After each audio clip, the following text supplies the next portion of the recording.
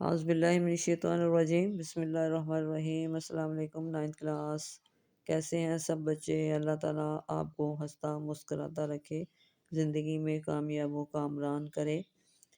بچوں، آج ہم اسلامت لازمی میں آپ کا ٹاپک ہے حدیث نبویہ خاتم النبیین صلی اللہ علیہ وسلم۔ آج ہم اس کی ریڈنگ کریں گے اور اس کے شارٹ کوسچن بنائیں گے۔ سب سے پہلے آپ کے حاصلات تعلم ہیں۔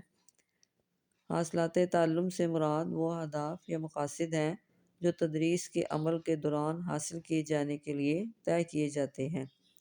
یہ مقاصد اس بات کی وضاحت کرتے ہیں کہ طلباء کو خاص مضمون یا سبق کے اختتام پر کیا سیکھنا، سمجھنا یا کرنے کے قابل ہونا چاہیے۔ تدریسی مقاصد تعلیمی عمل کو منظم اور مؤثر بنانے میں مدد دیتے ہیں۔ سب سے پہلے کیا ہے جی؟ نمبر 1 ہے جی، حدیث نبوی کی تعریف اور اہمیت بیان کر سکیں۔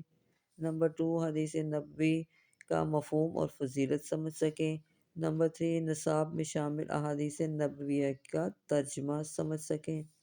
احادیث نبویہ میں بیان کی گئی تعلیمات کو سمجھ سکیں اور احادیث نبویہ میں موجود موضوعات کو سمجھ کر اپنی روزمرہ زندگی میں ان کی تعلیمات پر عمل پیرا ہو سکیں۔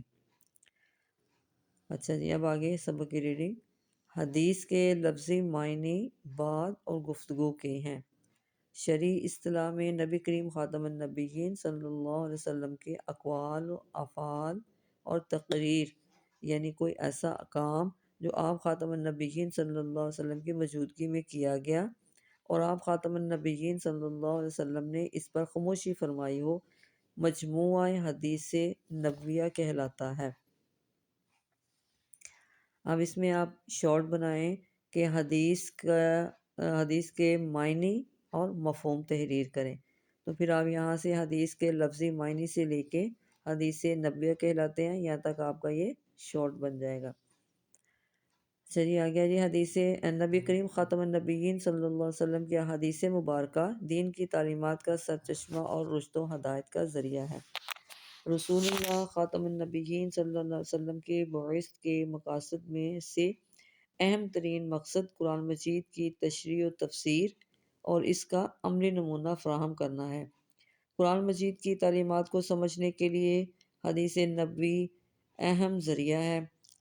بطور مسلمان ہمارے لیے لازم ہے کہ ہم نبی کریم خاتم النبیین صلی اللہ علیہ وسلم کی احادیث کو اپنی زندگی کے لیے عملی نمونہ بنائیں۔ ہماری زندگی نبی کریم خاتم النبیین صلی اللہ علیہ وسلم کے اقوال و افعال کے مطابق ہونی چاہیے۔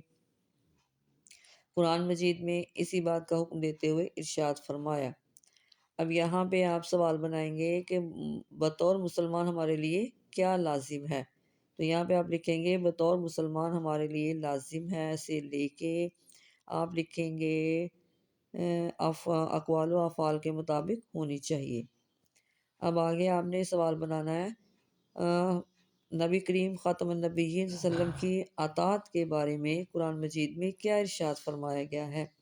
تو اس میں آپ نے لکھنا ہے آنسر میں، قرآن مجید میں ارشاد فرمایا گیا ہے یا ایہا الذین آمنوا اطیعوا اللہ واطیعوا الرسول ولا تبطلوا اعمالکم۔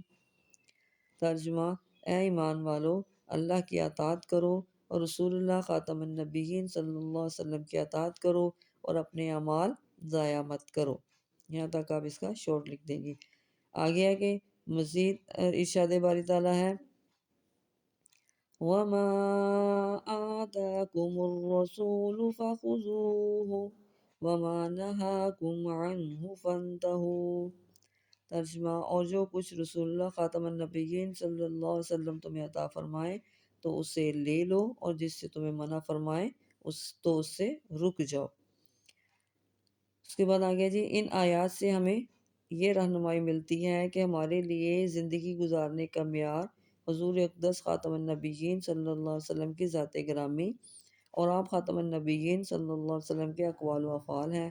لہٰذا ہمیں اپنی زندگیوں کو آپ خاتم النبیین صلی اللہ علیہ وسلم کی تعلیمات کے مطابق ڈھالنے کی کوشش کرنی چاہیے۔ اب یہاں پہ آپ سوال بنائیں گے کہ ہمیں اپنی زندگیوں کو گزارنے کے لیے کیا طریقہ اختیار کرنا چاہیے۔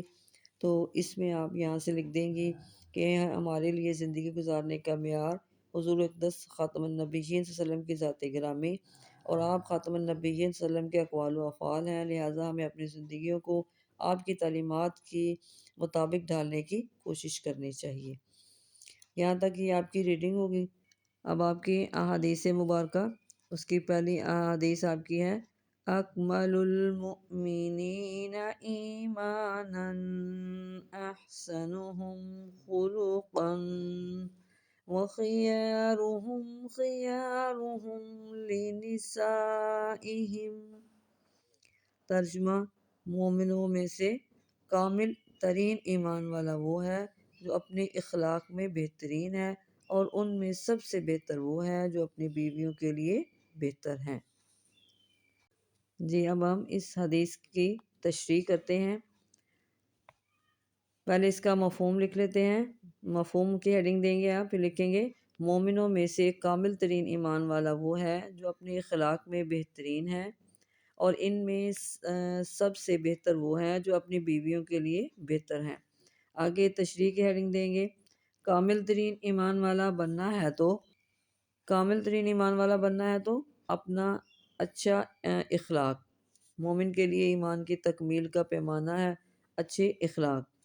اگلی ہیڈنگ آپ کیا جی حسن اخلاق۔ اخلاق خلق کی جمع ہے۔ حسن خلق کا تعلق دراصل ہماری روزمرہ زندگی سے ہے، اور حسن خلق ہی ایسا عمل ہے جس سے آپس کی نفرتوں کو محبتوں میں بدلا جا سکتا ہے۔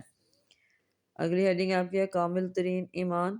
اس سے مراد یہ ہے کہ تم میں سے بہترین ایمان والا، یعنی مومنوں میں کامل ترین ایمان والا وہ ہے جو اپنے اخلاق میں سب سے اچھا ہے۔ آگے جی ہیڈنگ ارشاد نبی خاتم النبیین صلی اللہ علیہ وسلم۔ مسلمانوں کے لیے تو حضور اکرم خاتم النبیین صلی اللہ علیہ وسلم نے حسن خلق کو ایمان کی تکمیل کا پیمانہ قرار دیا ہے۔ آگے جی بیویوں کے لیے بہترین۔ حدیث کے دوسرے حصے میں بیویوں کے ساتھ حسن اخلاق کے بارے میں بتایا گیا ہے، اور کہا گیا ہے کہ تم میں سے بہتر وہ ہے جن کا رویہ اپنی بیویوں کے ساتھ اچھا ہے۔ لاسٹ والی ہیڈنگ آپ کی آئے گی فرمان رسول خاتم النبیین صلی اللہ علیہ وسلم، تم میں سے بہتر وہ ہیں جو اپنے گھر والوں کے لیے بہتر ہے، اور میں اپنے گھر والوں کے لیے تم سب سے بہتر ہوں۔ یعنی تمام مومنین میں سے اگر کوئی شخص کامل مومن ہے تو وہ ہے جو اپنے اخلاق و کردار اور گفتار میں اچھا ہے، اور اس کا رویہ اس کے گھر والوں خصوصاً اپنی بیوی سے اچھا ہے۔ یہ ہماری پہلی حدیث کا ترجمہ اور اس کی تشریح ہے، اس کو آپ لوگوں نے اچھی طرح یاد کرنا ہے۔ جی بچو اب دوسری حدیث ہماری من لم یرحم صغیرنا ویعرف حق کبیرنا فلیس منا۔ ترجمہ، جو ہمارے چھوٹوں پر رحم نہیں کرتا اور ہمارے بڑوں کا حق نہیں پہچانتا وہ ہم میں سے نہیں ہے۔ اب اس دوسری حدیث کا ہم اس کی تشریح کریں گے۔ پہلے ہم مفہوم لکھیں گے جو ہمارے چھوٹوں پر رحم نہیں کرتا اور ہمارے بڑوں کا حق نہیں پہچانتا وہ ہم میں سے نہیں ہے۔ آگے تشریح کی ہیڈنگ دیں گے چھوٹوں پر رحم اور بڑوں کا احترام جس میں نہیں۔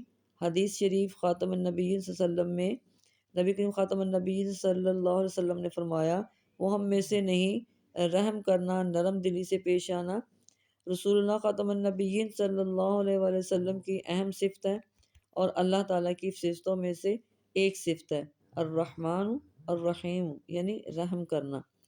اگلی ہیڈنگ ہے چھوٹوں پر رحم اور ہمدردی کے زیادہ حقدار ہمیشہ چھوٹے ہوا کرتے ہیں۔ اسلام والدین کو حکم دیتا ہے کہ وہ اپنی اولاد کی حلال کمائی سے پرورش کریں اور ان کی نیک تربیت کریں اور ان سے شفقت سے پیش آئیں۔ اگلی ہیڈنگ ہے فرمان رسول خاتم النبیین صلی اللہ علیہ وسلم، اپنی اولاد کی عزت و توقیر کرو اور ان کی اچھی تربیت کرو۔ جی بچو اگلی ہیڈنگ ہے بڑوں کا حق۔ بڑوں کا ہم پر حق یہ ہے کہ ہم ان کے ساتھ عزت و احترام سے پیش آئیں، ان کے حکم کو مانیں اور ان کی رائے کو ترجیح دیں بشرطے کہ وہ قرآن و سنت کے خلاف نہ ہو۔ آگے جی فرمان رسول خاتم النبیین صلی اللہ علیہ وسلم، والدین کو اف تک نہ کہو اور نہ جھڑکو اور ان سے نرمی سے بات کرو۔ رسول اللہ خاتم النبیین صلی اللہ علیہ وسلم کے اس ارشاد گرامی کا ہماری عملی زندگی سے ہمہ وقت اور براہ راست تعلق ہے۔ جس معاشرے میں بچوں سے پیار و شفقت نہیں، اور بڑوں کا احترام نہیں وہ معاشرہ مہذب نہیں ہو سکتا۔ چنانچہ آپ خاتم النبیین صلی اللہ علیہ وسلم کا یہ ارشاد ہماری معاشرتی زندگی کے استحکام کا ضامن ہے۔ یہ آپ کی دوسری حدیث کا ترجمہ و تشریح۔